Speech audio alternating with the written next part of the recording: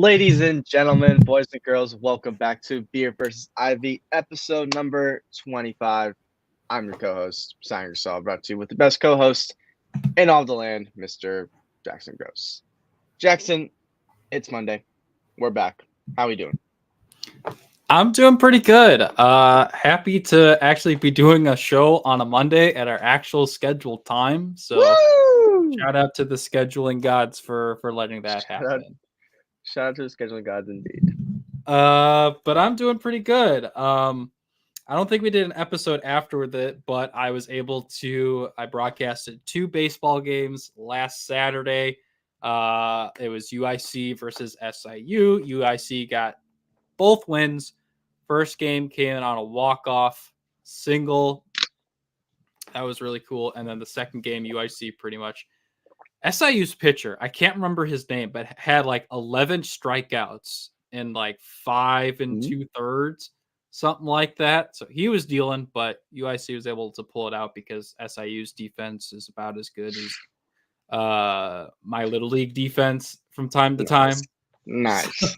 So yeah, and then it was a wild weekend for me because literally the next day I was in Milwaukee covering Bucks versus Knicks.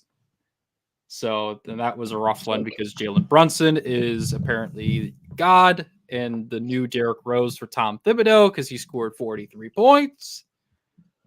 So wow, yeah, things have been good, just kind of grinding away. I feel like Jackson's 3 Things is finally back. It's the first time since after Ohtani signed that I put one out. So that'll be a more regular thing here at Third Down Thursday. So make sure to check that out.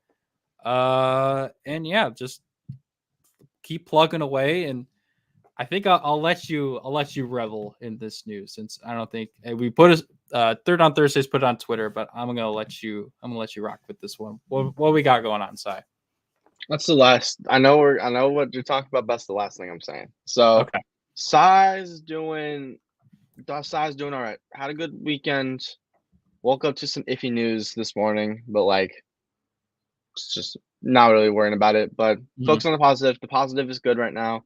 I threw my first bullpen in like 3 years yesterday, and let me tell you, felt interesting to say the least.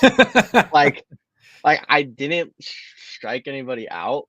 But I also didn't have a run scored on me, and I technically pitched 3 innings. So like, we take the win. Yeah, the arm still feels good.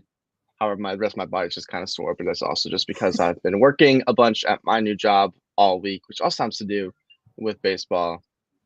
Mr. Grounds crewman himself over here, sort of interacting with them minor league players, stuff like that. It's very tiring, but it's also a lot of fun. But the big news is, what's today? Today is the 15th. Next Thursday, Jackson and I will be live in Detroit for the NFL draft on Radio Row, which is a pretty big deal. His second draft, my first draft, but for me, this like completes the trifecta of going to Senior Bowl, Combine, and draft all in 1 year. So very excited for that. It's gonna be surreal when the Bears fan gets to watch Caleb Williams get drafted number 1 overall. So like, it's gonna be cool. Even though it's in Detroit. Detroit. But I mean, we're probably catching a Tigers game. So there's a lot of positives to it. A lot of positives to all this. Yeah. But we got a lot of baseball to talk because regular season is actually rolling and underway. And believe it or not, the New York Yankees are still on fire. The New York Yankees still find themselves atop the AL East with a record of 12-4, 2.5 games ahead of the Baltimore Orioles, who were 9-6. The Yankees, are they legit? We're gonna start off with that question. Yeah, that's a great question. They seem to have like figured it out, I guess. And again, a lot of last year was injuries, lack of depth overall in the team, in the lineup. They've just seemingly like figured that out altogether in one off season. You get the star power in Juan Soto, you get Trent Grisham, you find some creative ways to kind of build around. You get Alex Verdugo for the outfield. I mean, you just take a look. I'm trying to pull up their stats here. They're number 1 in saves. They're number 2 in ERA, just behind a fellow AL East team in the Boston Red Sox, who had a 2.5 ERA. It's crazy.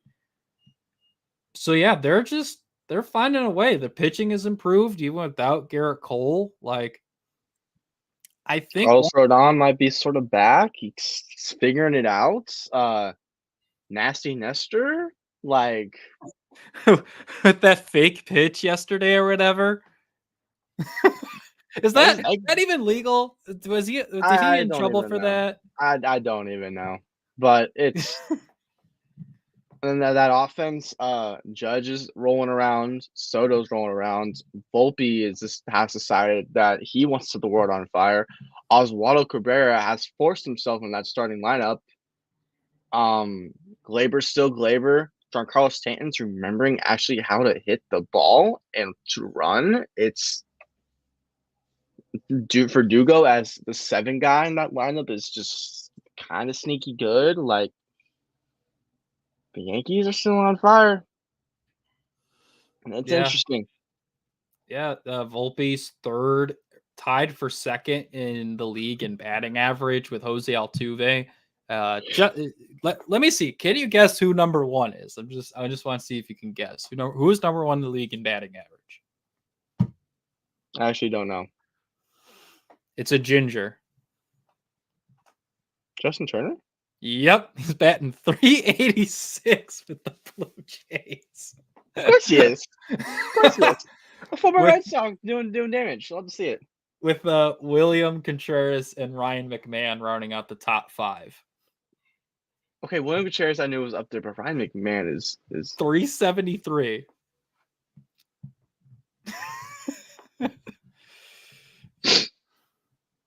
This on fire squad to get walked off and facing started now 5-0.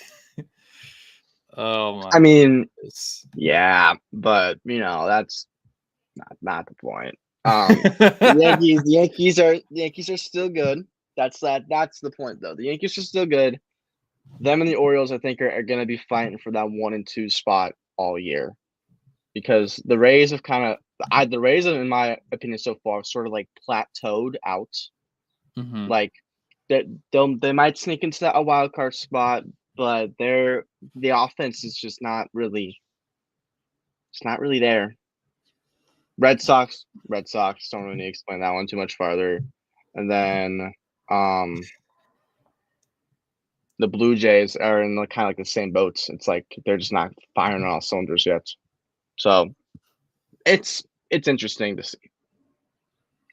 Yeah, I'm just trying to take a look here. Talking about the Rays offense. They are, in terms of the AL East, they're 4th in runs scored.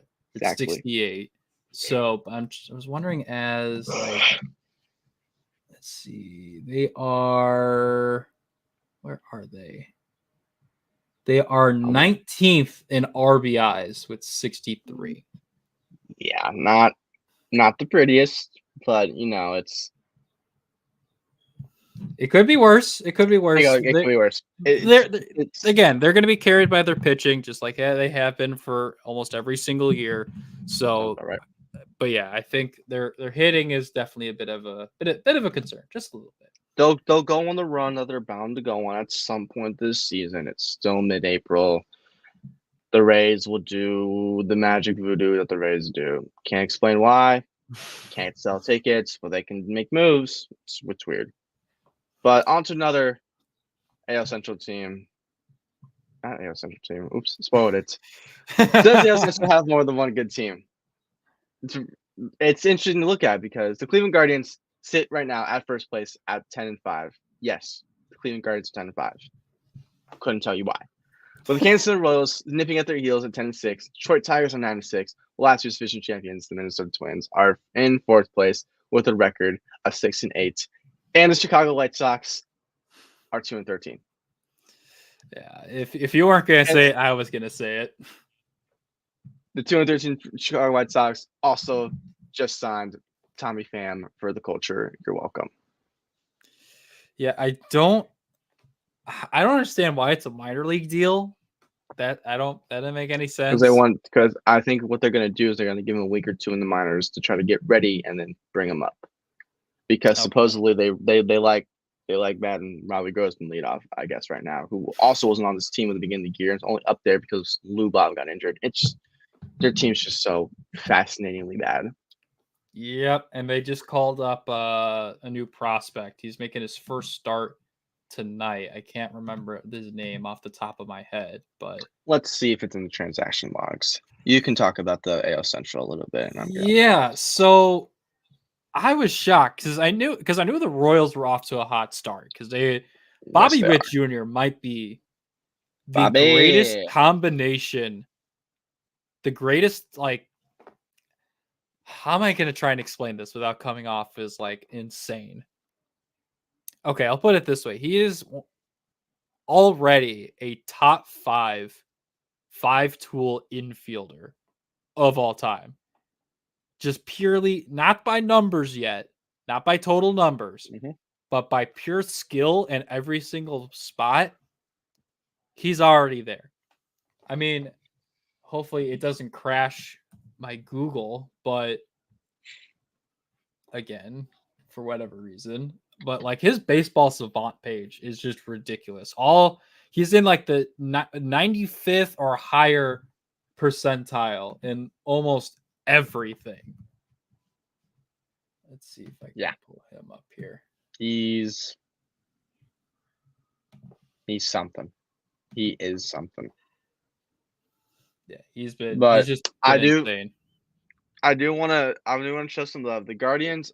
So I'm gonna give my like quick little, my quick like 30-second blur of the AL Central. The Guardians are bound to fall off. They lost Shane Bieber. Chris McKenzie just got roughed up. Their pitching staff, which is their calling card, is shaky. The offense is in a way figuring out. J-Rim is J-Rim. He's carrying that offense right now. The Naylor brothers, they're legit, but that offense is going to fall off a cliff. There's not enough names in that lineup that are going to perform for a full 162. The Tigers, I think, are going to stay roughly this consistent. Jack Flaherty, remember how to pitch. Crazy what happens when he leaves St. Louis. That rotation is very solid. The bullpen is actually not that bad, which is something that's quite helping them out. And then Colt Keith playing like a veteran, and the kid's a rookie. Mark Canha, Mr. Consistency himself. Torque's a little slow right now. Jake Rogers is a little slow, but like the fact that they're 9-6 right now, that's good. They're gonna probably stay up there. And the Twins, they're just the Twins have injury after injury after injury. They're gonna be slow right now, but they can at least even it out to being 500 before they get all their guys back, like Correa, who just went down. They'll be fine. So that's my blurb. Yeah, I think the Twins will be able to figure it out. They have enough veteran leadership, and I think the pitching's doing a pretty good job. Joe Ryan is really kind of blossoming here. He hasn't like hit that elite level yet, but he is in that very, very good level right now. And just I had to look this up. This is Bobby Witt's baseball savant. Expected on base percentage, 100th percentile. Expected batting average, 98th. Expected slugging, 100. Average exit velocity, 100, 97.6 miles an hour. 100 in barrel percentage at 24%, 100 in hard hit percentage at 68%, 98th in range with a 2 outs above average, 99 in sprint speed at 30.2. His one like downside is that he chases pitches, he whiffs, and he doesn't walk a whole ton. Like, that is ridiculous for a 23-year-old infielder. It's a 23-year-old hitter in general. He's in just a quick stat line. Hitting 333, 389 on base, 697 slugging, 4 home runs, 3 stolen bases, and 22 hits and 66 at-bats. He's legit. Yep. And And his Royals team is performing around him. Yep, and not to mention Cole Reagans has been ace Cole Reagans like we were expecting him to be this year. Like, he just had another start. I think he went, I believe it was 6 innings, gave up 5 hits, but didn't give up 1 run. Like, this Royals team is going to be quite good. I saw a comp to him that I think is really interesting. What's that? He's the modern day Cole Hamels, but he can throw 100 miles an hour. Ooh, I like that. Yeah, I like that a lot. Their off speeds are eerily similar. It's just he could throw 100 miles an hour, and Cole Hamels couldn't. But shout out to the Royals for finding 2020's Cole Hamels. Shout out to the Royals. Not shout out to the Brewers, because they're still good. Despite losing Corbin Burns, Devin Williams, Brandon Woodruff, and Craig Counsell. Yes, Craig Counsell too. This offseason, the Brew Crew is still in first place in the NL Central with a record of 10-4. Their kids are they're performing. Jackson Churio, Bryce Terang, Sal Frelick, Oliver Dunn, like Christian Yelich is being the veteran presence he needs to be. Jake Bowers is for some reason like doing good for this team.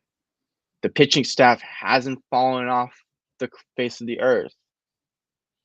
The bullpen's figured it out. It's just hate to see it.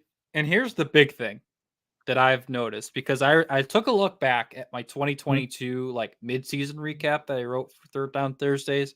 If you're nostalgic for July of 2022, go ahead and read that. You're nostalgic. The Brewers, and it has been their thing, they can hit for power. They just never hit for average. They didn't have a guy. I think their highest was Yelich, who was hitting like 260 at the time. But everyone, and I think their next highest was like Andrew McCutchen, maybe. But like as a team, they were hitting 250 or 248. Something like mid, very mid. Something mid. But as I'm going to put on the screen now, they're second in the majors in batting average behind the Braves at 290. They're tied for second in home runs behind the Dodgers. And they're still basically top 10 in ERA at 385. So the pitching staff has been kept afloat, and the hitting is carrying the Brewers right now, which I didn't think I would say. And yeah, Christian Yelich, MVP Yelich, I think is pretty much fully back. 5 home runs, 11 RBIs, batting .333, 422 on base, 744 slug. Already has a .8 WAR to begin the year. And then William Contreras, one of the most underrated catchers and players in all of baseball.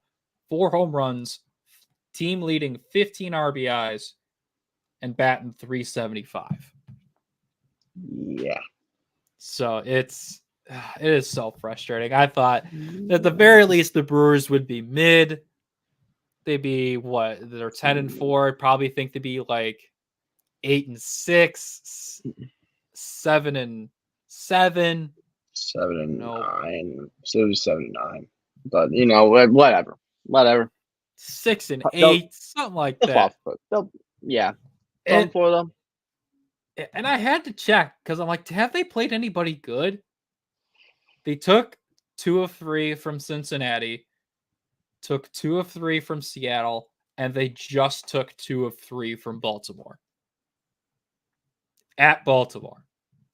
And scored 22 runs.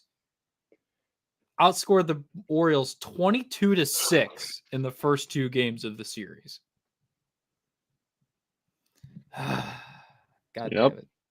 But this next stretch will be big. They played the Padres for 3 before going on the road to play the Cardinals, Pirates, and before returning home to play the Yankees. So big stretch for the Brew Crew. Side note, I will be in attendance for Cubs Brewers on May 5th. So, Oh, cool. Love to see not it. as a reporter, as a fan, but Still there. still there. So Still hopefully there. I can see the Brewers' demise at that. Hopefully you point. can watch. Hopefully you can watch Shota Imanaga decide to just shove. For real, or a guy like Brandon Woodruff, like they would be so great right now. Hey, you don't need either of those guys when you have Joe Ross, Freddie baby. Peralta and Colin Ray just going the absolute fuck off. And Yeah, even and they got rid of. And they got Joe rid of Ross is balling. I'm telling you, even Joe Ross is balling. They got rid of Throw Up King Adrian Hauser for Joe Ross. Yeah. But Yep. But now we're gonna talk about another NL Central team that for some reason is doing good. It's not the Brewers. But the Pirates might be legit this time. Pittsburgh goes 7-5 since starting 4-0 with the series win over the Baltimore Orioles and splitting a 4-game set with their in-state rivals, the Philadelphia Phillies. We had 4 straight days of getting robbed of the poop series. 4 straight days. Yeah. They couldn't just go scoreless for one day. They had to have a score run.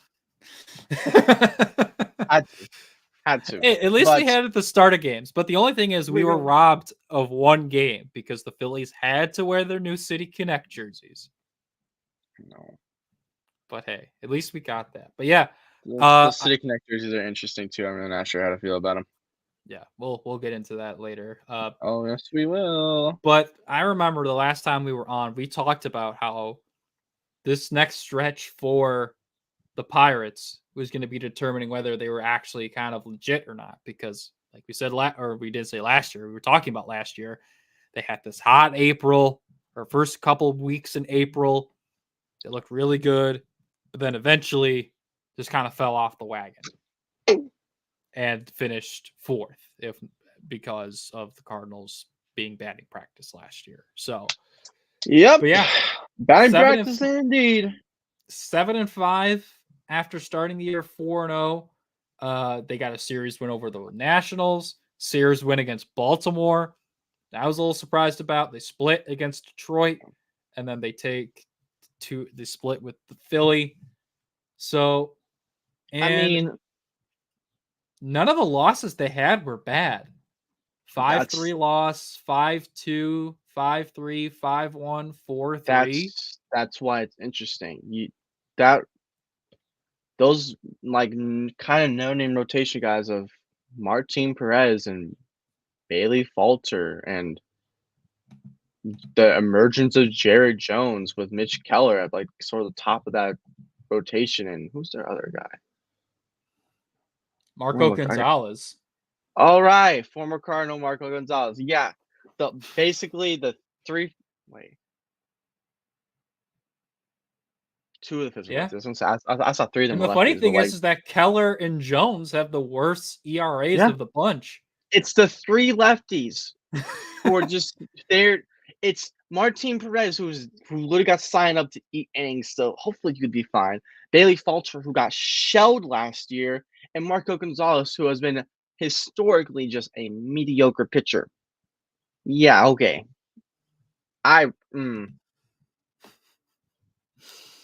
Yep. Yeah. And I mean, just taking a look at the bullpen, you got Hunter Stratton, who's given up 1 run in 7 innings. Josh Fleming has been good. Luis Ortiz has been solid. Brand new reliever, by the way. He was starting for them last year. Like, he was like that like, he was their oh shit guy last year. Was Luis Ortiz. Now he's in the bullpen and Funny enough, their worst bullpen arm has been David Bednar. Because he blew 1 save, that's why. Yep, he's given up 6 runs in 5 1/3. Which then, the day that he got absolutely shelled, he then got interviewed, and Rowdy Tellez, which, shout out Rowdy Tellez, I don't know why, but shout out Rowdy Tellez, good guy alert. He's my good guy of the week. Went into Dave Benner's interview and said, hey, this is the face of y'all franchise. Two-time All-Star. Why the fuck are we booing him? He's human. This team's great. This team's going to keep being great and all this stuff. So, like, shout out Rowdy for being a nice guy and defending old David Bednar, because as much as I don't like the Pirates, Pittsburgh is better with David. That team is better when David Bednar is their closer. Yep. And I mean, to pick up the slack, hashtag not good guy alert, Aroldis Chapman, he's given up 1 hit in 5 1/3 and has 9 strikeouts. Yep. So, and also just and I hate it. Yeah, I hate this too. But also this, and just so y'all remember, because I have to say this, Quinn Priester and Paul Skeens are just sitting in AAA, just waiting to be called up. Quinn Priester had his cup of tea last year in the majors, and he wasn't great, but highly touted prospect. And I mean, Paul Skeens tore up the Cardinals AAA team, which had Lars Nootbaar rehabbing on it. So, I mean, he's waiting. He'll be up probably next month. Crap. Yep. So there's a chance and possibility in this world that the Pirates could stay towards the top. I don't think it'll happen because it's early April, middle April, and things typically change. But the fact that they're up there is, I like them. I'm right there with you. I'm not cool with this, actually. This isn't cool. Like it's been what, since 2015, 2016 that the Pirates were like halfway decent. Yeah. It has been 8 to 9 years. And this team was not supposed to be decent this year. This was supposed to be the last people you'd like they'll be in the 70-win range this year, and then next year is when they take the jump up.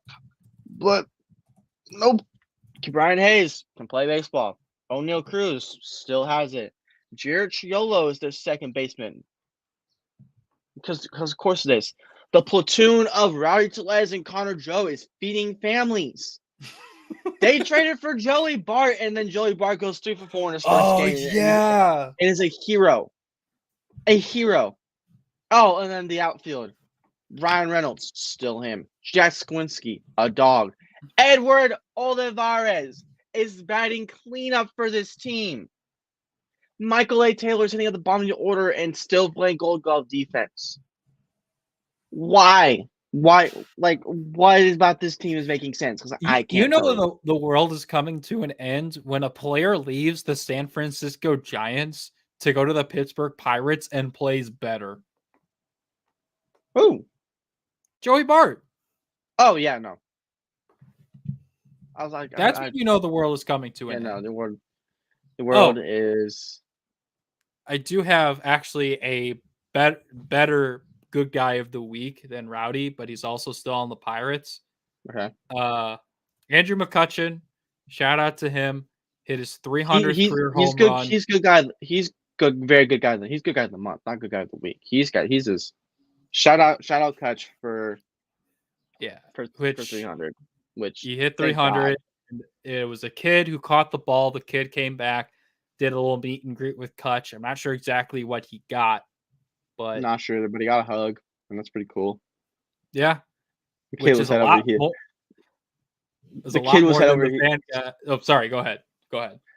The kid was head over heels just as much as Andrew McCutchen was head over heels to see the kid. It's really heartwarming. Just seeing this small little shot, just look up, just kind of Kutch just comes in, give him a hug. It's Kutch. It's Uncle Kutch, baby. Uncle Kutch. Love to see it.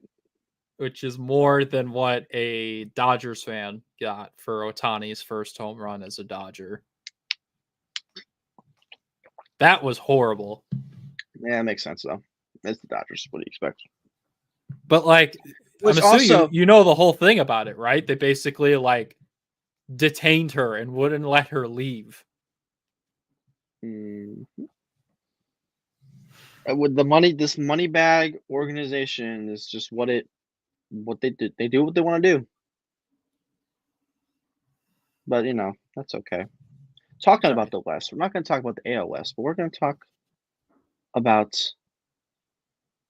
the wild, wild American League West. And you see this, and you're like, what do you mean, a wild, wild AL West? Well, the Rangers hold the top spot right now, and they're just an 8-18. With the Angels are in second place with only a half game back, and the Oakland Athletics are 79 in third place. Yes, you heard me correctly. The Oakland A's are doing better than the Houston Astros. The Houston Astros are 6-11. The Houston Astros were 4-11 before they took 2 games in a row from the Rangers. And then the Mariners kind of forgot how to play baseball. But honestly, at this point, don't even care. The Mariners can go over there. Yep. But yes, they can. It's just kind of it's just crazy to look at because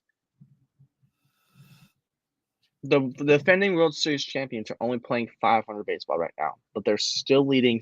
Supposed to be one of the best divisions in all the league.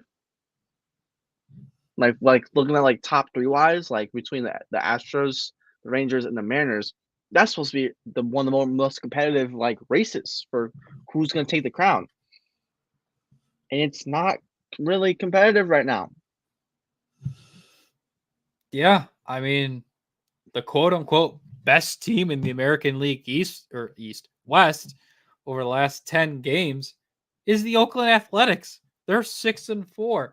The Mariners are 3-7, and everybody else is 4-6. And the Angels haven't even played that good at home. They're 5-4 on the road. The A's are 4-2 on the road. It's it's crazy. And I mean, I know the Oakland was just playing Washington, so it's not any like great shakes for that. But they started the year, let's see, 1-7. Started year 1-7. So what was that mean? So now they've gone 6-2. They took 2 of 3 from Detroit, took 2 of 3 from the Rangers, before taking 2 of 3 from Washington. And they got a brutal stretch coming up because they have the Cardinals at home and then a road trip to Cleveland, New York, and Baltimore to finish out the month of April.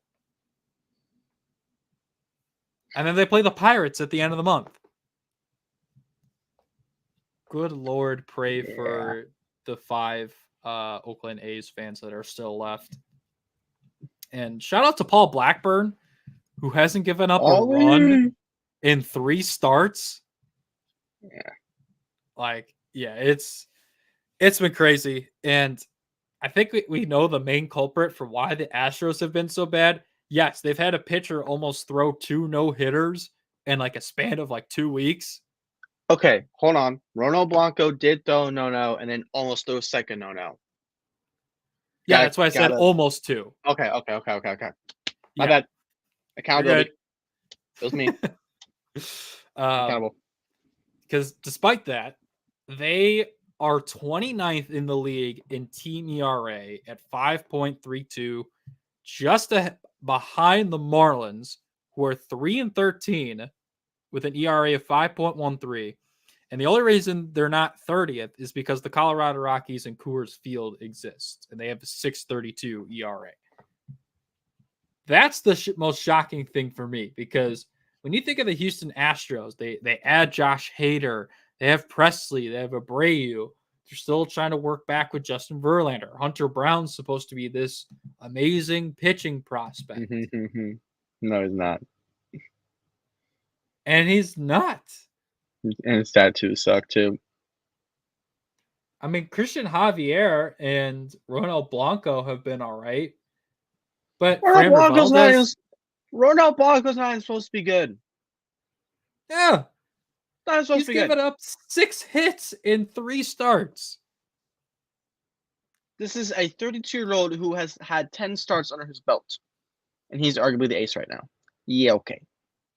Yeah, and now they're dealing with injuries to Framber Valdez. We don't know if he's going to need Tommy John at some point. But they have JP France, who has an 8.22 ERA. Brandon Bielek as a 6.52. Hunter Brown after that horrible inning against the Royals as a 16.43 ERA. Brian Abreu 8.1, Josh Hader 4.9. Yep, it's not pretty. Ryan Presley 9.5. Like, good Lord. Yeah. Blair Henley has only gotten 1 out in 1 appearance, gave up 5 runs. Technically has an ERA of 135. Score. Like, the West. The West will shape itself out. The Houston Astros are too good of a team to not fix itself.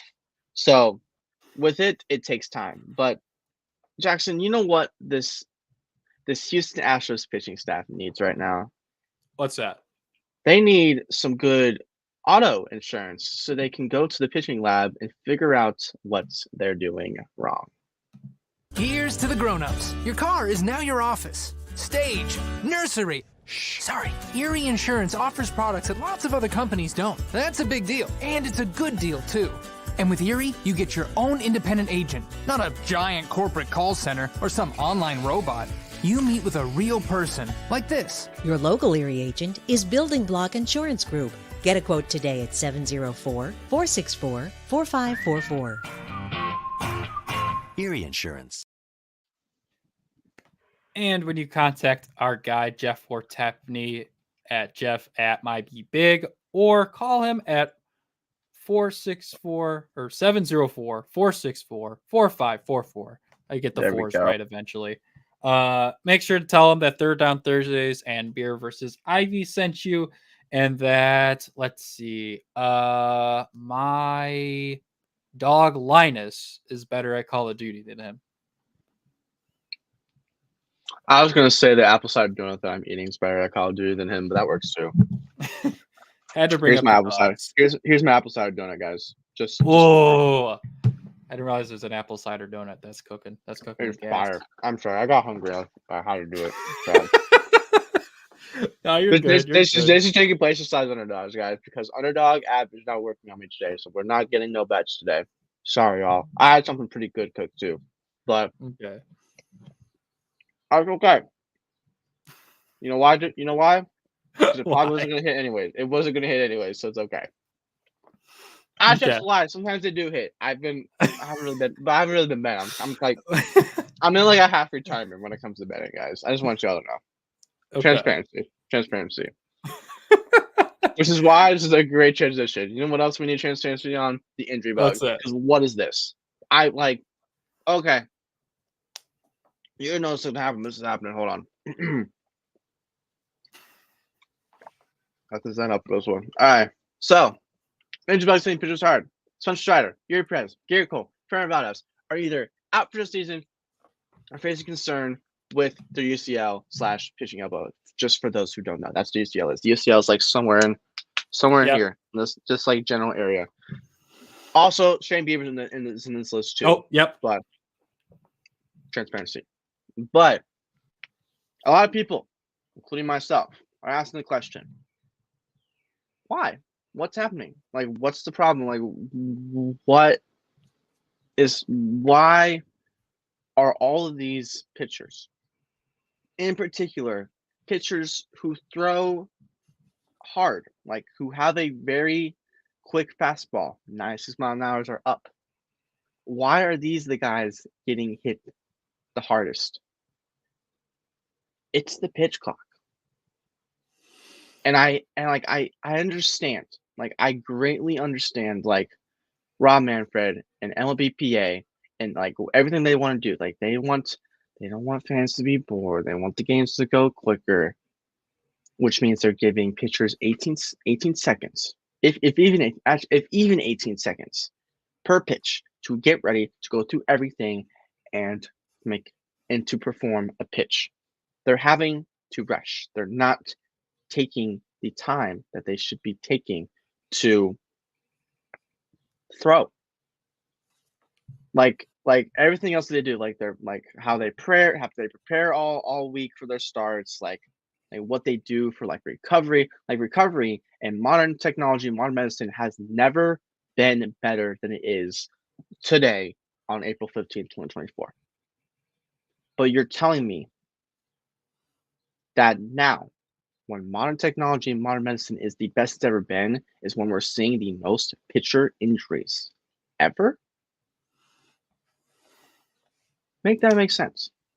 Robbie, you up there in the office, the man whose job that I'm gunning for. Don't mind my potty mouth, but give the motherfucking pitchers some damn time so you stop ruining their fucking careers. Okay. I That's how don't I do feel. this. I don't do And this. I don't often. like. I'm. This is a non-cussing show, non-cussing program. Sorry for cussing, but I'm passionate about this as a former pitcher, as someone who used to throw, who's someone who threw yesterday. Elbow injuries are legit. Arm injuries are legit. Give the pitchers the time. Stop worrying about, oh no, the game's gonna run 15 minutes longer if we actually get the pitchers the proper time. You're making less money if your best guys are out. Spencer Strider not playing any more baseball at all this year, that's gonna hurt your numbers. Garrett Cole being out, that hurts numbers. Framber being out, that hurts your numbers. The kid himself, Yuri Perez, yeah, the Marlins aren't great right now because their whole pitching staff blows. But your top guys being out hurts your numbers. This is a money-making business. If you haven't realized that by now, that's why the pitch clock's even here, because they want it to go quicker because they want to maximize profit. They care about money. They care about the bag. They care about the check that they're going to get in their account. They don't care about the player's health. And that's a problem. Okay. I see where you're coming from, and I do partially agree that making the pitch clock even shorter than it was last year probably has exacerbated this problem a little bit. Okay. But pitching injuries like this have been on the rise for years now. This is not a 2024/2023 problem. The issue is that baseball has changed to a degree where if you're as a starter or reliever, if you're not throwing 95 plus or even like 93 to 94 with some good off speed, no team, no college, no high school is going to take a chance on you. True. Because that's where the game has come, because hitters have gotten so good at recognizing pitches and recognizing off speed that not only are guys putting more torque into their pitches on off speed to generate more spin and more movement, they've also had to generate a lot more velocity on their pitches, which causes a lot more strain on their arms and elbows and shoulders. I mean, if you take a look at this, and this is from Tom Verducci's article in Sports Illustrated, I highly encourage everybody to read this. He did a fantastic job. In 2020, there were just under 500 pitches that went over 100 miles an hour. Granted, 60 games during the regular season. Take that with a grain of salt. In 2019, there was around 1,000, just for reference. In 2023, there was just short of 4,000 pitches over 100 miles an hour. 4,000. The average four-seam velocity has gone up from 92.5 in 2012 to just over 94 in 2023. You don't think that's doing substantial damage to guys' elbows and there's also the whole idea of where you're releasing the ball, because there are guys who are just out to the side like this when they're throwing, but there are other guys like a Garrett Cole or even at the time Justin Verlander. They have the ball higher. They're relying a lot more on their upper body here to throw the pitch instead of Like their arm. the whole like shoulder area. Like They're using the torque Mm-hmm. of their upper body. And Mm-hmm. I look like I'm dancing right now, so let's go. You But do look like you're dancing a little bit, but that's okay. No, the point is the cross. It's a mix of both. You're telling me you have less time to exert more effort than you needed to exert? Yeah, no, it's found. I hate to say it. This is not entirely on Rob Manfred for once. This isn't on Rob. So I apologize, Rob. You're not gonna for the slight chance that you see this. Accountable. I don't fully mean what I said. It's a lot of problems, but you do play a part of the problem. Your pitch clock is part of the problem. And last thing, of a list of maybe like 15 to 20 guys who averaged 96.5 plus from 2019 to 2023, only Cole Reagans, Luis Castillo, and Grayson Rodriguez have not had some sort of shoulder injury or required Tommy John surgery.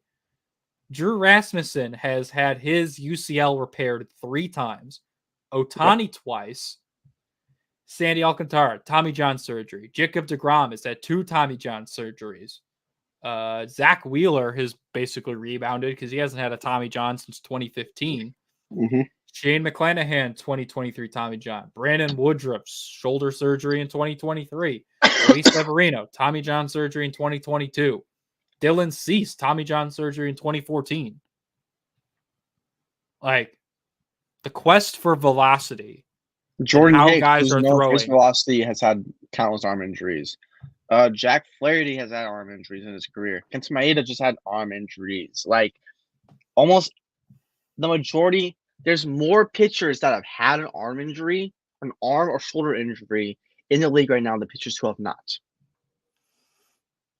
Yeah. Like what? Like the guys who are these guys who are supposed to face your franchise, guys who are supposed to win you the games, almost all of them have had something wrong with them. Okay. Yeah. Right. The quest for velocity has doomed pitchers, and you can't go back because we've seen Kyle Hendricks is getting his stuff rocked right now. And that's because not only is he not throwing his curveball enough, but that's another story. Shout out to Braden. I don't know if he's touched 90 on a fastball this year. And also he's a little unlucky with the soft contact, but again, yeah, guys who don't have velocity are fewer and far between. So again, basically at minimum, you need a 94 mile per hour fastball, and that's on the low end. That's average now for pitchers, relief or starter. So, well, yes, it's average. However, I'm only naming this player just because I want to. If your name is Brent Suter, none of this applies to you. Or Taylor Rogers. These don't apply to you. But like everybody else, but again, those guys are lefty relief specialists. Taylor Rogers is not. It's his brother. Am I thinking of Tyler Rogers? Tyler Rogers is old submariner, but his brother is lefty. But his brother, I think, at least touches 91, 92 on his fastball with a funky like lefty sidearm sort of angle. But like you can have success doing that out of the bullpen because you don't. I just don't think you can be a starter anymore. No, you can't. Which just kind of sucks to see. Yeah, but it's the evolvement of the game. Yeah, and like I said, you can't go back at this point. There's no once you unlock the Pandora's box of velocity, you can't go back. Good reference. Thank you. I paid attention in school. I remember those things. Good job. I didn't. So I mean, it's cool. But transition, because we're really professional in transitions. You mentioned Kyle Hendricks. So even with Kyle Hendricks' struggles, the Cubs are looking solid. Is that true? Yeah. If you take a look at the standings right now, if I can find which tab it's under, because I have a million tabs open right now. Let's see here. Let me see if I can find it. They are tied for third in the NL Central with the Cincinnati Reds at 9-6. Gladly take it. Only a game and a half back of the Pirates and the Brewers for first. So pretty solid. After that first series against the Rangers, they swept the Rockies, which was the expectation. Shota Imanaga had a beautiful Cubs debut. And then the series that has shocked me the most so far this year is taking 2 of 3 from the LA Dodgers at Wrigley Field. First weekend series of the year. Win game 1, 9-7. Lose game 2, 4-1. That's going to happen. The umpires were dog water in that game. I so specifically remember a few pitches looking at it on ESPN. Then they win the last game 8-1. Like, I'm shocked. I was shocked. Like, I was not expecting. And again, that was Shota Imanaga battling it out with Yoshimbu Yamamoto. And Imanaga got the dub. Yency Almonte got the win in that game. Yeah. So shout out Yency Almonte. Oh no, it was Gavin Stone who pitched for the Dodgers. Sorry, don't mean to be putting out fake news out there. Cody Bellinger had a home run against his former team. Michael Busch, his first home run as a Cub, came in that series against the Dodgers. So we're feeling pretty good. Things were looking in the right direction. And then game 1 against the Padres happened. Cubs are up 8-0 in the 6th inning and proceed to lose 9-8 and lose 2 of 3 to the Padres. Where is he? I'm looking at this. I'm only laughing because seeing the baseball images I've seen on just Unpredictable Events Twitter page and seeing the 2 Cubs tweets really just made me so happy. It's a great day or something like that, and then just final. Powder's mad because they like talking all this, just lose. Yeah, and Javier Assad, the ass man, shoves 5 innings, 2 runs, 7 strikeouts. Perfect start for your 5th starter. Putting the Cubs in a great position to win, up 8-2. And then your favorite Cubs pitcher is no longer on the Cubs. It's for the best. Jose Cuas. It's for the best. He gets 1 out, gives up 4 runs. They have to bring in Luke Little. He gives up a run, but still gets through an inning. Hector Neris gives up a run in an inning. And then Adbert Alzolay gives up a run in the bottom of the 8th. I think it was the 2-run home run from Tatis. Yeah, it's a 2-run home run to Tatis in the 8th inning for the Padres to take the lead. Mm-hmm. And so I was shocked. I was going to bed. The Cubs were up 8-0. I'm like, oh, we're looking pretty good. I checked a little bit later in the evening. I was still kind of up. I'm like, okay, it's like 8-4, 8-6 at this point. I'm a little concerned. I wake up in the morning. They lose 9-8. I'm like, what the fudge is this? So, yeah, not ideal. Not ideal. Yeah. Not ideal in the slightest. But hey, things happen. Things are going to happen. Nice thing is Cubs rebounded in the series against the Mariners, take 2 of 3. Michael Busch might be the answer after Anthony Rizzo.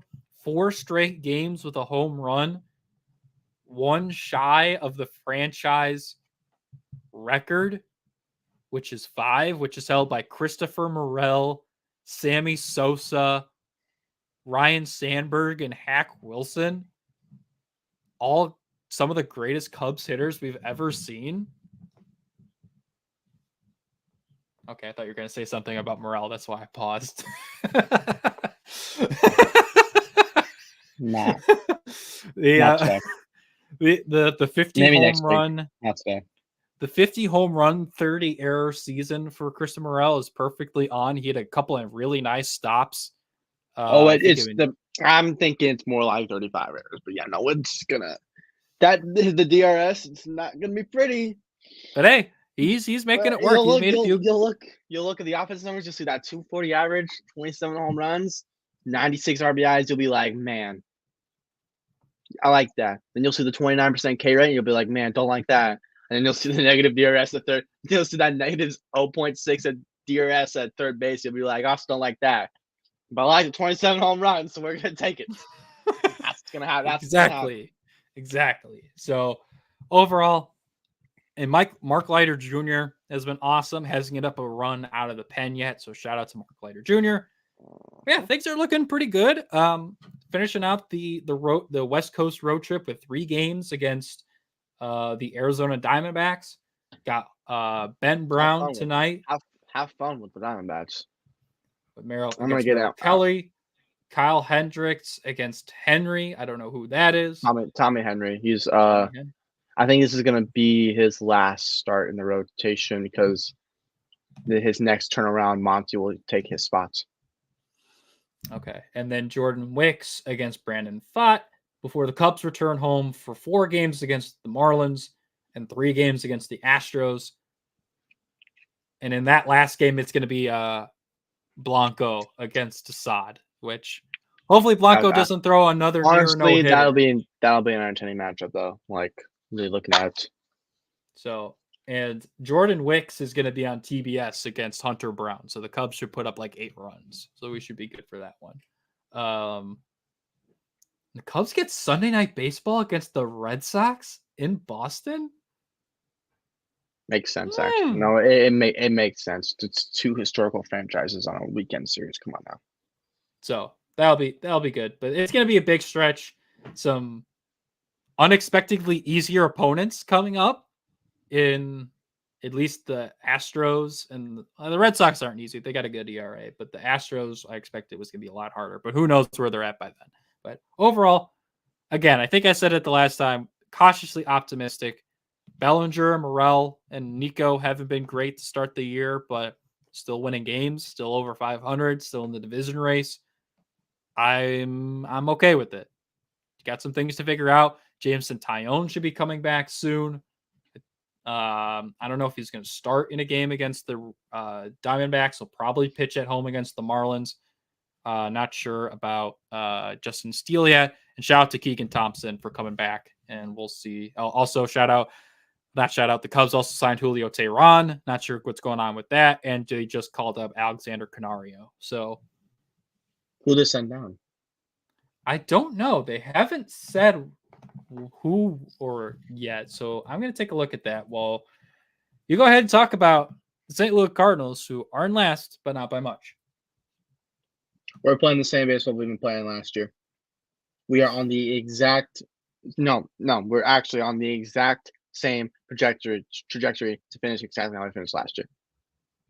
Still early, but since our last check-in, which was the first game of the San Diego series, we took 2 or 3 from San Diego. That was cool. We took 2 or 3 from Miami at home. That was cool.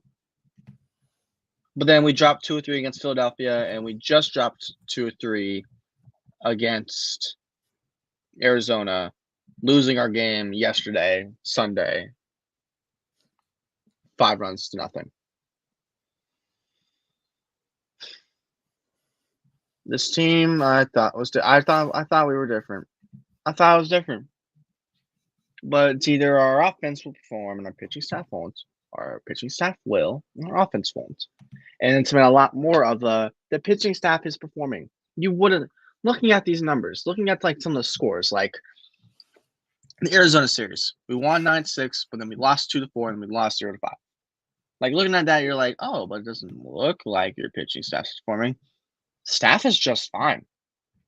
Like, let's go look at some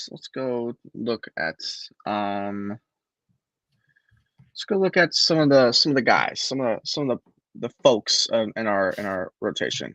The old folks. Kyle Gibson was, the old folks home. Kyle Gibson, 6.16 ERA. It's not pretty, but 19 innings pitched, 1-2 record with 1.21, 11 strikeouts, 19 innings. It's not pretty. His start against Arizona, 6 innings, 6 hits given up, 4 runs given up, 3 walks, 2 Ks. Game before, gave up 7 hits and 7 runs, 1 walk, 5 Ks. but he's consistently going 6-7 innings, which is the reason why we signed him. Sonny Gray, he's back. Thank everything that he's back, and he performed well. Like he had himself a 5-for-5 inning start in his first one. Didn't give up a run, struck out 5, ace. Here, himself. Lance Lynn's got a sub-3 ERA. 13.2 innings pitched, 18 Ks, whip 1.39, 2.60 ERA. His last start was against the Philadelphia and went 5 innings, gave up a hit, walked 4, struck out 6. Like it's honestly, it's just compared to last year, that's a stat line we take. Steven Matz, 1.8 ERA and 15 innings pitched. Yeah, it's what happens when he's healthy. Matz should be decent when he's healthy. His last start was against Arizona on the 12th. It was a rougher start. He only went 4.2 innings pitched. He gave up 8 hits. Didn't walk anybody, struck out 2, but only gave up 1 run. Like in his 3 starts so far in 15 innings pitched, Matz only gave up 3 runs. We like that. We take that. And then old Miles. 5.82 ERA in 4 starts, 1-2 record, 21.2 innings pitched, 15 Ks, whip of 1.43. His start yesterday, he got shelled. 4.2 innings pitched, 4 hits, 5 errors, 2 walks, 3 Ks. Like we have bright spots. We have a couple of bright spots, but then Miles and Kyle Gibson suck. Shocking. Could have told you that. I did tell you at the beginning of the year that were going to be 2 that were kind of not great. Bullpen's legit. George Romero, still him. Andrew Kittredge is leading the league in holds. Helsley's back, already has 4 saves in a year.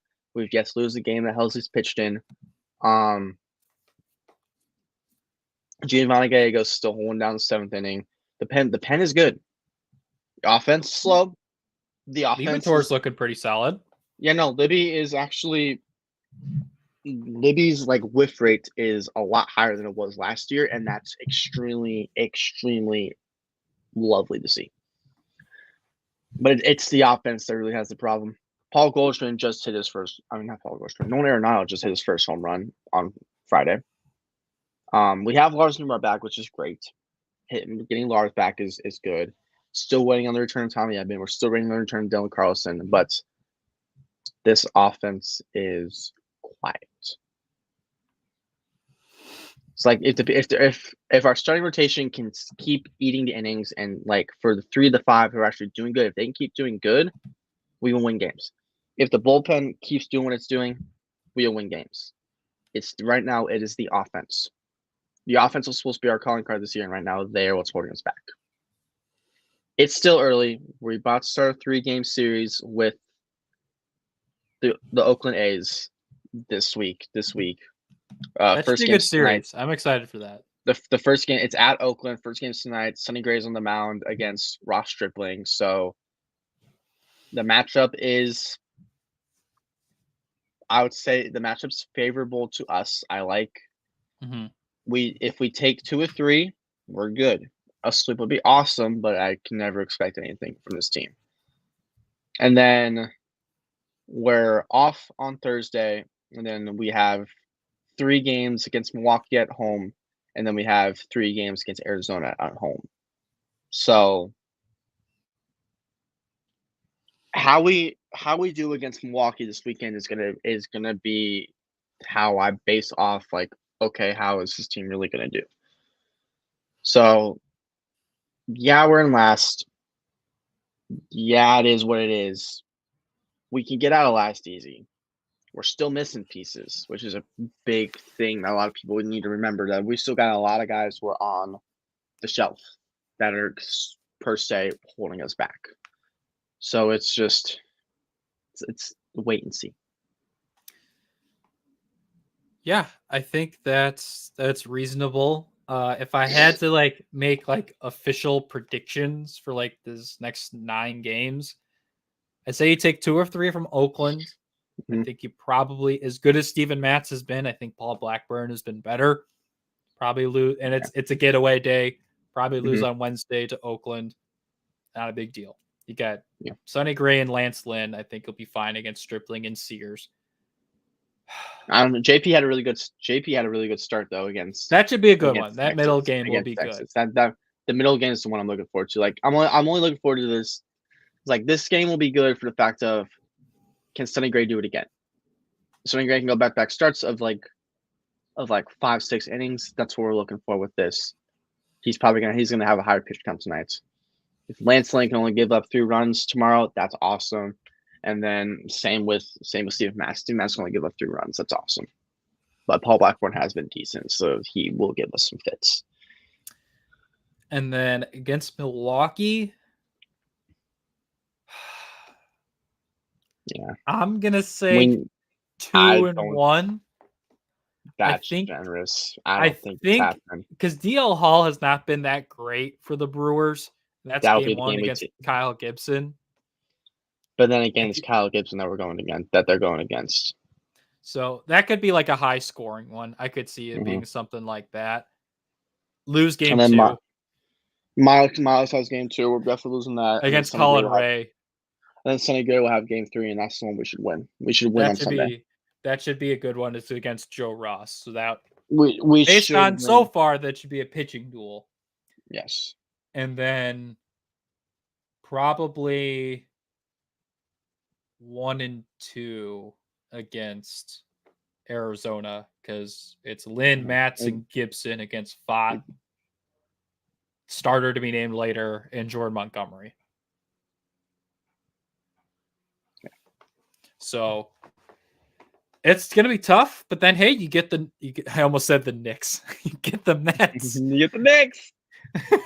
Which this year actually would be even worse. Would it be even worse than the Diamondbacks at this point?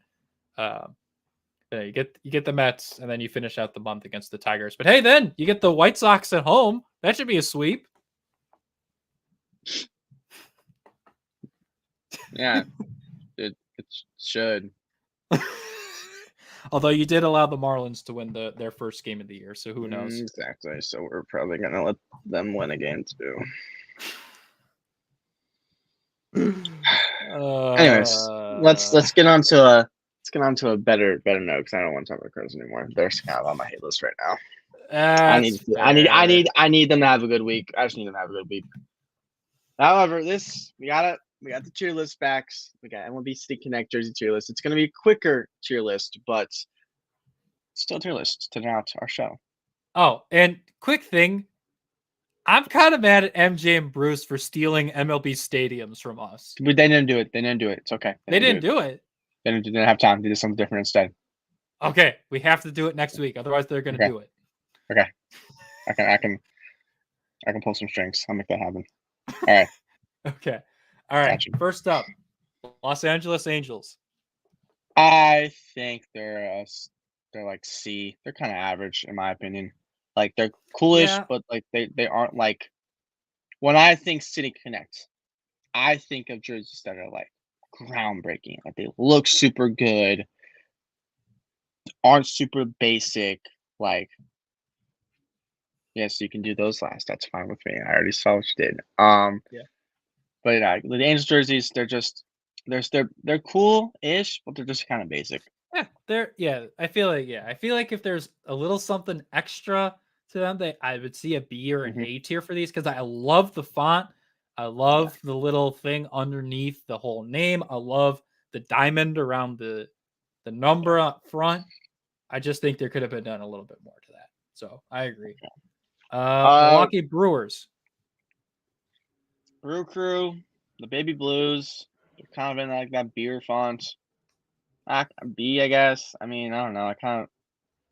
I feel like it's more than the Angels jersey. It is more. So I'll give them that. I just don't know about the light blue. I like the Brew Crew. I think that's a great idea. Take one of your team's nicknames. I think that's a great idea, but I don't know. The light blue just kind of throws it off for me. Yeah. Right. Diamondbacks. The Serpentines, I gotta put them A because I genuinely they're called the Diamondbacks, and you got a Korean jersey called the Serpentines, really embracing the desert theme. Come on now, I feel like that's an A. Yeah, and I see some other people who have put this in C or D tier. I'm like, how can you put this lower than B? If I were to get a Diamondbacks jersey, I would get a Corbin I Carroll could see you jersey. rocking a Jordan Montgomery Serpentines jersey. It would not be a Monty jersey. It would be a Corbin Carroll jersey. Okay. I just thought former Cardinal. Or a Gerardo Perdomo jersey, because Gerardo Perdomo has a very special place in my heart. Can't tell you why. He just does. What about Erod? Goat. He did sign the contract. I need to see him pitch a strike first. Okay. Hey man. Hey, fun story. Me and the Diamondbacks social media team, we're friends. When they did their photo day, they were being oh, come, you can come to the comments and request a player or something. And I was one time as a joke, and I was I said, give me Gerardo Perdomo and Rod Rodriguez, good sirs, and they did. And I was some exclusive media day photos. It was awesome. Nice. Everyone's Corbin Carroll, and I'm Perdomo and Erod. What are y'all talking about? And they gave me exactly. Dodgers hell. Yep. They just took that thing on a Microsoft Word document or PowerPoint. They already had a jersey identical to that, and then they said, let's just tweak it a little bit and throw it out there. No hell. Yeah, and it's they clicked the paint bucket on their normal jerseys and just put blue. They gave the outline, and they just said, click, done. Exactly. Giants, they're kind of clean, but they also kind of look. I think B.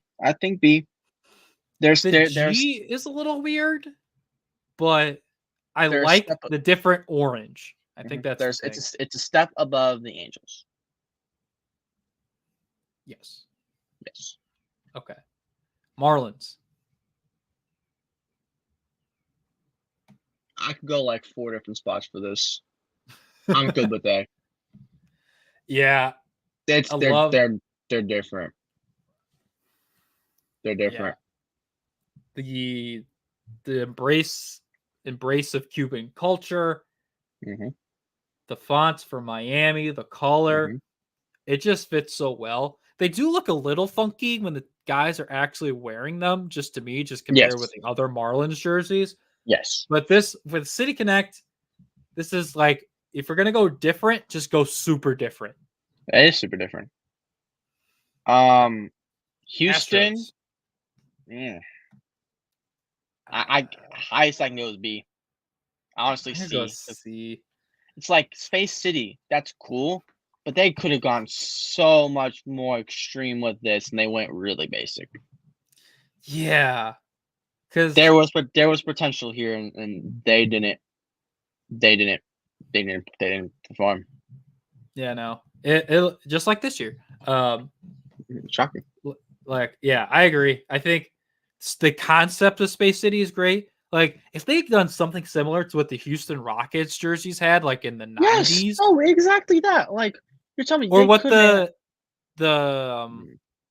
it's the City Edition jerseys for the NBA as well. If they had done the City Edition jerseys that the Rockets did, that would have been beautiful. Would have been great. They didn't do it. All right, this is my easiest one. Washington S. Yes. The national jerseys are the best City Connect jerseys that have been created. Don't at me. They shouldn't be taking them away. I get the team sucks, but I'm getting the hats. I'm getting a hat at some point. Yep. I need that. I need a cherry blossom Wash Nationals hat in my life. S tier. Red Sox. D. Yeah, I like the idea. They were what cool they're going originally. for. These were the OG ones, but after seeing all these other ones, they're kind of bottom of the bucket. Not hell bottom of the bucket, but bottom of the bucket. It's I look at those, and I look at the Dodgers. I'm taking Boston over LA. jersey-wise, I'm going to take that. Like, if I had to rock a jersey, I would rock the Boston yellow jersey. But compared to everything else, it's probably a D tier. Rockies. A. Yeah. The Yeah. skyline, or Come not on the now. skyline, the mountain range, the green. It's definitely different. I It's thought it would definitely be cool if they went purple, like a dark Exact- purple. Exactly. If they went like a little more color, that could be S tier. But it's The green still looks great. yes. Kansas City Royals. I think it's a solid B. I think it's high B. I think it's like they're on that Giants level, but they're a little more like unique. Embraces the city culture. Kansas City embraces the fountains. Like, yeah, it's I great. like it. I love it. I like it. S. Yep. That's D.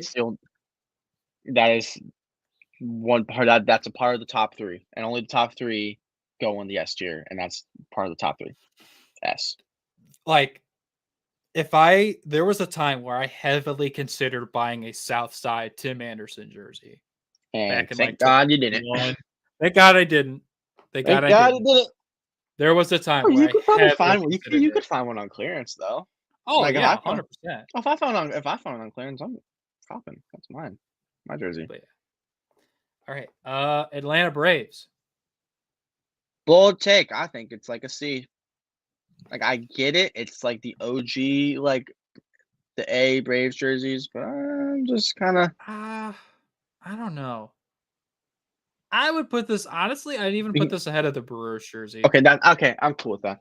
Okay. Well, actually, hold on. Now, it just looks better. yes. It's not completely like just the classic jersey. It's different enough. It is different to keep it out of C. I do want to make a change though. What's up? I want to move Milwaukee down this top end C because they're in the same level as Houston. Yep. The catchphrase by itself can get you really higher, but what you do with the rest of the jersey is not great. Agreed. Okay. Thank you. All right. Rangers. I don't know much about Rangers jerseys. C or B. Okay. Definitely not A tier. Really? I love these. Okay. I'll be. I love their back end. I'll give you that.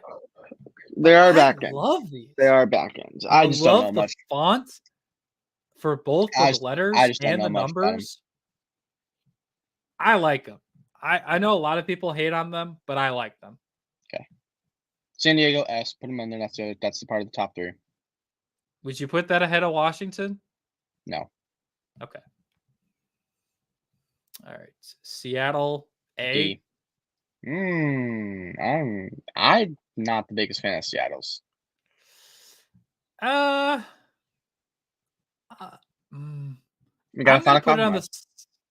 gonna put it on the same level. I'll put it ahead of the Astros. I think it is better.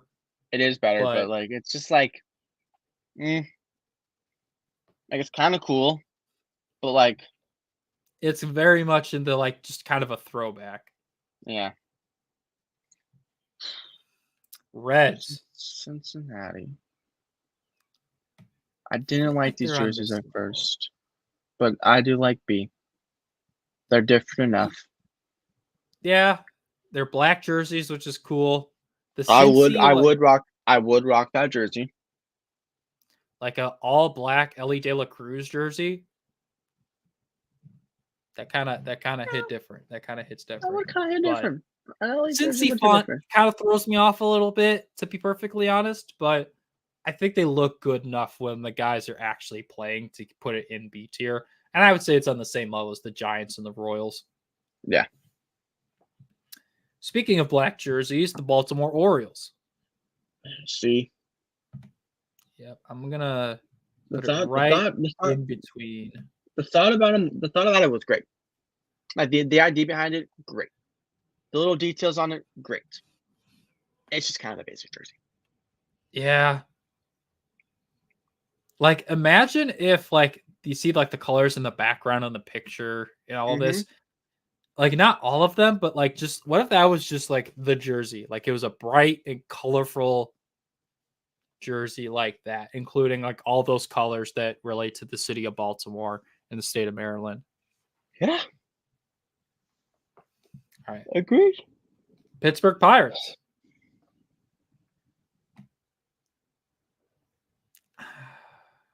I'm not a fan of these. Cool, I'm good with that. I just don't want to be the one that said that they're D tier. Like, I get They're it. not The yellow is fine, maybe a It's not little weird, but the It's not great. PGH, it just like, Okay. eh. It feels like I'm looking at an airport. Exactly. Speaking of which, the other team in Pennsylvania, Philadelphia Phillies in their new City Connect jerseys. They can join their brethrens Randy. Yeah, I think I like the font. I just don't understand the colors. Correct. I feel like if they had gone with like a red, like not completely red, but like still this like cross fade or whatever you want to call it, the Yes. gradient, Yes. with red and white, or even black. I think even black and red would have worked a lot better with these. So, all right. And last but certainly not least, the You Cubs. can grade this. You can grade this one. I'm taking zero input in the Cubs jersey because. All right, S tier it is. Just kidding. Yeah, no, not S tier. Not S tier. I'm gonna put it in B tier ahead of the Reds. Okay, I'm good with that. I was gonna say, like, I honestly, I'm gonna do this. I'm like that. I like that. I think they're cool. I just like if a team was gonna go with it, like I don't know. I would have preferred like Cubbies on here instead of Wrigleyville. Like, and I don't know about like an all blue jersey. I feel like with the Cubs, you still need some splash of red in there. Or if a team was gonna go with the green jersey and you're gonna go Wrigleyville, this is the one to do it. Yes. That's what I was honestly expecting Like, when I. Hold on. I'm gonna prove a point. Where is it? There it is. Imagine something like this. Just it says Wrigleyville on it. Yes, that's what I was expecting when I first heard that Wrigleyville was going to be the theme. Like, okay, they should go with the green jersey. Like, why are we not embracing the ivy? Like, one of the greatest like Chicago jerseys of all time is the Bulls St. Patrick's Day jerseys, and those are green. Those are great. Well, I don't know about greatest Chicago jersey of all time. It's one of the best. Yeah. It's good. It's good. I like the list. Yeah. Dodgers might be good on the field, but when they wear their City Connects, they do not look good. Cheeks. Booty cheeks. Lots of cheeks. All right. But you know what's not booty cheeks? What's that? Craig Cancel as Mr. Card Guy himself.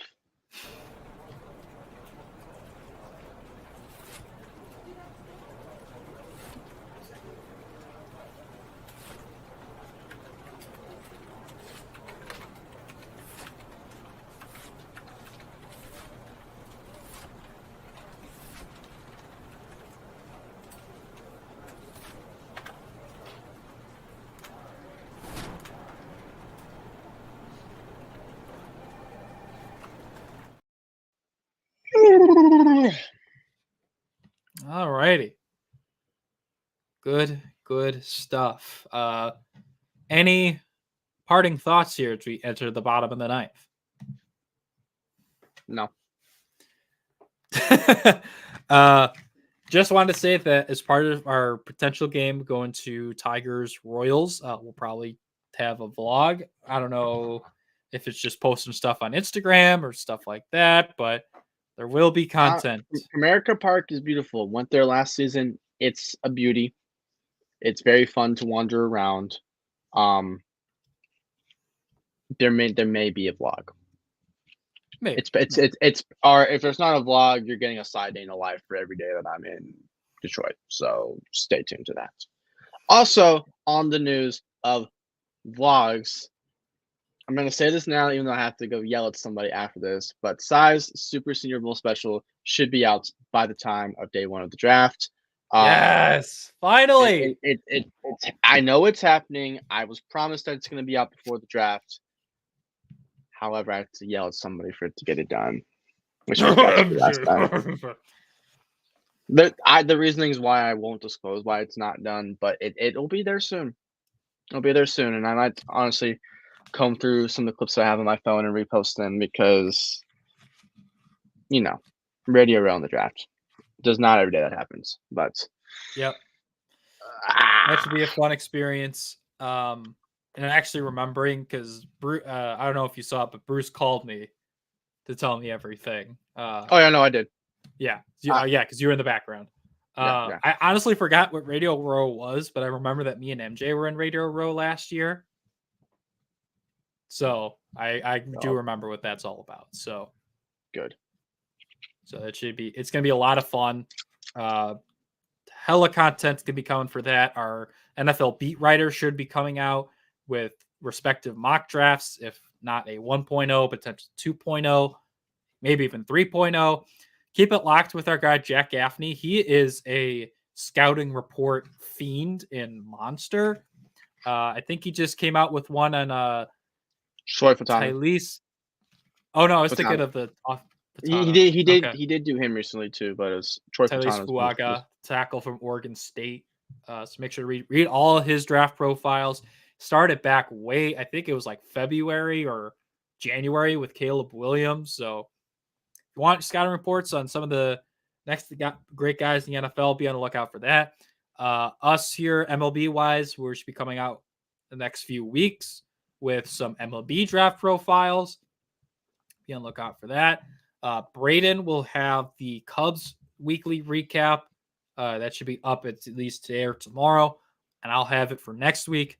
Apologize if we're not having it for Rockies Dodgers week, but got called up to Milwaukee last minute. Had no time to write it. So tons and tons of stuff coming from us at Third Down Thursdays. And make sure, keep it locked to our socials for all the draft stuff, mock drafts, videos of interviews, our reactions. I'm thinking up a couple ideas for memes that we could do once Caleb Williams is a Bear, my reaction to that. So should be a great time. So it's gonna be we got content coming, just stay tuned. Exactly. So we need you for sports fix. We're the guys for that. So with that said, thank you everyone for watching. Really, really appreciate you. Shout out to Jack again for popping in and giving us a few comments. Always love to see you in here, Jack. So, but with that said, we'll see you guys next week live in Detroit.